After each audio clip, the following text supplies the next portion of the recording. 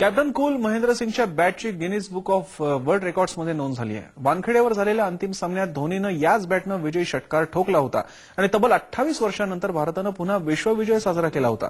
धोनीच्या याच बॅटचा नंतर लंडनमध्ये लिलाव करण्यात आला होता, तेव्हा आर.के. ग्लोबल या भारतीय कंपनीनं तब्बल 72 लाख रुपये एवढी विक्रमी किंमत मोजून ही बॅट विकत घेतली.